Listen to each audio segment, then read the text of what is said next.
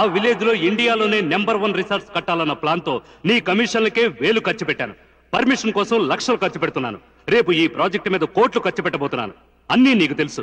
ఆ దొరబాబుని కాకపట్టి వాడి పొలం కొనవయ్యా అని నీకు చెప్తే అది మానేసి నా పొలం తీసుకెళ్లి వాడి చేతిలో పెడతావా? ఆ దొరబాబు అంటే ఎవరనుకుంటున్నారు? చుట్టుపక్కల 40-50 గ్రామాలకి పెద్ద జమీందారు. లేబర్ ఆడంటే పడి చచ్చిపోతారు. పైగా ఇది రోడ్డు సమస్య కాదన్నా అనుకోండి, చంపేస్తారా? డెఫినెట్లీ చచ్చిపో. నాకు కావాల్సింది పని చేసే మనిషి. వెళ్ళి వాడి అడ్వాన్స్ వాడి మొహం మీద కొట్టు. అది కాదండి, రోడ్డు కూడా వేసేసాడు. నోర్మాయ్, ముందు అడ్వాన్స్ ఇచ్చేయి. రోడ్డు సంగతి నే తెలుస్తాను. దొరబాబు గారు రాకరాకి సెంటర్కి వచ్చావు దొరబాబు. ముందు 2 స్వీట్లు తిను. ఊరుకోరా. ఇప్పుడు స్వీట్లు ఏంటి, 2 కేకులు తిని స్పెషల్ టీ తాగుతారు దొరబాబు గారు. వెనకో పెద్ద జుట్టు పెరిగింది దొరబాబు, చిన్న కటింగ్ చేసుకుంటాం. దొరబాబు ఈ 2 ఈ మధ్యకి అత్తంత పెరిగాయి. అయ్యో నా మొఖాన్ని పడితే రేపు పంటకి మంచి షర్ట్ కుట్టుకోవడానికి బాగుంటుంది దొరబాబు. మీతో పాటు సతిపండు గారు కూడా షాప్ పెట్టిస్తే బాగుంటది. వాడు ఇక్కడే పడి చచ్చేవాడు. కాకినాడ పిల్లకి కెనడా పిల్లడు కావాలి, అమలాపురం అబ్బాయికి అమెరికా అమ్మాయి కావాలి. అందరూ ఎక్కడెక్కడో దొప్పించుకోకపోతే ఇక్కడే చుట్టుపక్కల దొప్పించుకోవచ్చుక నా ప్రాణం తీయడానికి. కాకపోతే ఏంట్రా ఎవరిని తిడుతున్నావు? ఎవరిని తిడితే ఎవరు ఊరుకుంటారో నన్ను నేనే. నా పని కార్ల బ్రోకర్ కి తక్కువ, కోడిదోళ్ల బ్రోకర్ కి ఎక్కువ అయిపోయింది. ఏడ్చావు గాని పైడ్రాజు సిటీకి వెళ్ళాడంట. నువ్వు సిటీకి వెళ్తున్నావు కాబట్టి ఈ 40,000 తీసుకెళ్లి ఆ పైడ్రాజుకి కానీ చౌదరి గారికి కానీ ఇవ్వాలి. అలాగే చూసి వాడు పావులాంటి వాడు, జాగ్రత్త. ఆడు పామైతే నేను ముంగేసా, లటక్కన పట్టుకుని కటక్కన కొరికేస్తా. ఏం కొరికేస్తావేంటి? దొరికితే అదే. ఏమయ్యా బుద్ధయ్యా, నీకేం చెప్పాను మొన్న హైదరాబాద్ వచ్చినప్పుడు? పొద్దుత్తమాన అలా నీళ్లలో నిలబడితే కాళ్ళు పీకేస్తాయి, అప్పుడప్పుడు గడ్డుకొచ్చి పోతాను సేపు సిమెంట్ బెంచ్ మీద కూకుని వెళ్ళమని చెప్పాను కదా. మాటని పెంచుకో, పెంకితనం ఎక్కువ.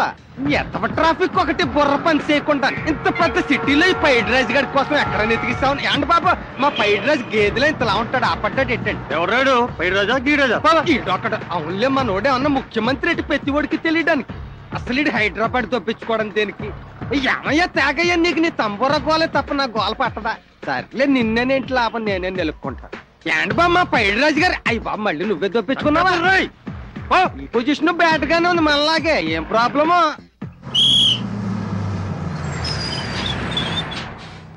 అబ్బా, ఎంత ఒప్పస్తున్నాడు, ఎరగొట్టేసింది.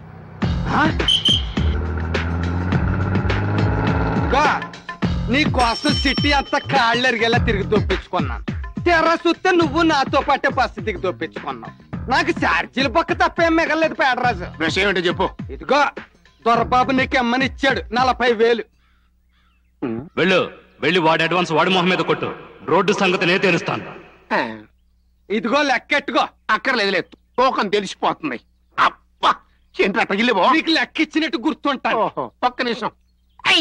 నువ్వెందుకు నన్ను గిల్లుతావు? నేను తీసుకున్నట్టు నీకు గుర్తుంటాను. చెల్లురా.